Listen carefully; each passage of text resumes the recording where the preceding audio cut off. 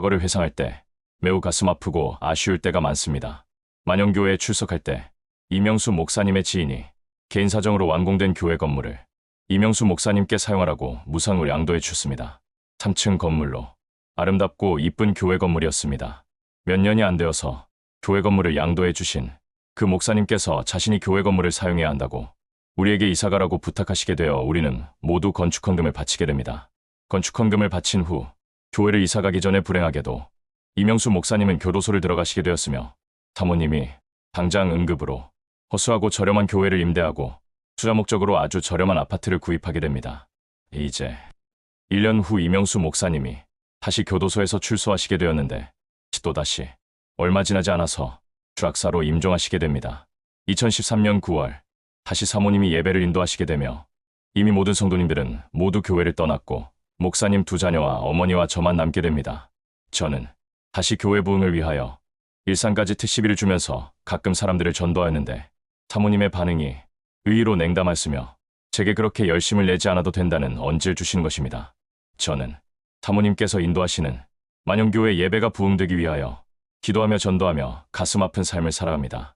2013년 12월 첫 주 설교 중에 눈물을 흘리시면서 박 집사님 정말 죄송합니다. 사실은 우리 교회가 9월 달에 매각이 되었으며 금년 마지막 주일부터는 다른 교회가 우리 교회를 사용하게 됩니다. 사람을 더 데려오시지 않아도 됩니다. 정말 죄송하게 되었습니다. 라고 이명수 목사님께서 돌아가시고 자신이 그 교회에서 생활하는 것이 무척이나 힘들어서 결국 9월 달에 교회 매각이 이루어졌으며 12월 달에 양도하기로 계약했다는 것입니다. 우와, 어찌 이럴 수가? 내가 유일한 외부 성도인데 나한테 한마디 언지 하지 않고 교회를 매각하시고 이제 몇 개월 후에 말씀하실까? 제 인생에서 가장 큰 고통이 찾아왔기에 밥을 먹지 않고 2주 동안 오직 기도만 하게 됩니다. 이제 12월 마지막 주가 되어 내가 갈 교회가 없었고 정한 교회가 없기에 비록 교회가 양도가 되어 다른 교회가 들어와서 예배를 드린다 해도 마음의 그리움에 사무쳐 주일 아침 다시 일산으로 와서 교회 문을 열게 됩니다. 교회당에는 아무도 없었으며 살며시 사모님과 두 자녀가 사는 교회와 바로 연결된 사택문을 두드렸습니다. 집사님, 어떻게 오늘 오실 생각을 다 하셨어요? 사모님, 왜 예배 드시지 않으세요? 주일 예배요? 두 자녀들도 이불에서 일어나서 나의 재촉에 모시겨 마지막 예배를 함께 드리게 됩니다. 그때 사모님의 고별 설교에서 집사님, 제가 이 교회 판매한 돈과 지난번 아파트 판매한 돈과 합쳐서 2014년부터 전도사로 가게 되는 예영교회 근처에 빌라를 하나 구입하였습니다. 라고 자초지종을 설명해 주시게 됩니다. 저는 허탈한 마음으로 예배가 끝나 교회 문을 나왔으며 놀랍게도 그 주간에 청영 기도원 본당에서 기도할 때 예수님으로부터 교회를 개척하라는 명령을 받게 됩니다. 그 후 기도 중에 사모님의 미래를 보여주셨는데 질병사이면서 한 명의 운명이 제게 계시되었으며 두 자녀 가운데 믿음이 좋았던 딸에 대하여 말씀하셨는데 그는 나를 오래전에 떠났다 라는 성령의 음성을 듣고 그 진위 여부를 확인하기 위해 페이스북을 통해 뒷조사를 한 결과 어처구니 없는 것을 발견하는데 2013년 이명수 목사님이 임종하신 그 해부터 온갖 남자 연예인들의 사진으로 범벅이 된 것입니다. 역시 믿음이 좋았던 아들에 대하여 말씀해 주셨는데 그는 아직 믿음을 지키고 있다 라는 성령의 음성을 듣고 진위 여부를 확인하기 위해 페이스북으로 뒷조사를 하였지만 확인이 불가능하였습니다. 저는 이제까지 제 눈으로 믿음 있는 자를 만난 적이 별로 없었습니다. 모두가 다 치우쳐 자기 길을 가기 때문입니다. 신학을 하지 않고 푸얼 거스퍼 철치를 개척하였지만 교회는 부흥하였고 목사님들이 제게 안수를 받기 위하여 외부에서 약 100명의 목사님들 내지 신앙 좋은 성도들이 저를 찾아왔지만 제 입에서 선포된 성령의 음성에 순종한 목사님들이나 성도님들은 사실 거의 없었습니다. 심지어 제가 2020년 미국으로 가라는 성령의 음성을 들었다고 푸얼 거스퍼 철치 성도님들에게 제가 하나님께 받은 환상과 계시를 설명하여도 아무도 믿지 않아서 결국 제가 직접 미국으로 건너오는 플랜을 짜고 그 플랜에 의해 모든 성도님들이 그때서야 제 플랜에 따라서 협조하여 자기 분담금을 납부함으로써 지금과 같은 1000평의 교회당을 얻게 된 것이지 누가 저를 마음으로 돕고 제 목회를 뒷받침이 된 자도 없었습니다. 하나님의 역사로 푸얼 거스퍼 철치와 놀랍게도 미국에 오게 되자 그 결과를 통하여 제가 하나님께 받은 계시들을 성도님들이 믿는 것을 보면서 우리 인간의 믿음에 대한 많은 실망을 한 것입니다. 저에게 2025년에 있을 대한민국의 전쟁 및 공산화의 과정을 환상으로 음성으로 자세하게 보여주시면서 제게 미국으로 건너가라고 말씀하신 하나님께서 대한민국이 마음 놓고 예배드리는 복음적인 국가가 되게 하시겠습니까? 아무리 생각해도 지금 사람들은 하나님을 믿는 것인지 아니면 하나님을 믿는 자를 따라 흉내내는 것인지 분간이 가지 않습니다.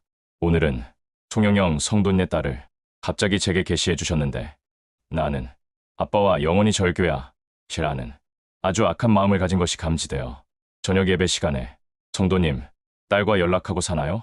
라고 제가 묻자 연락이 잘 안 된다고 대답하시기에 제가 받은 계시를 설명해 드리게 됩니다.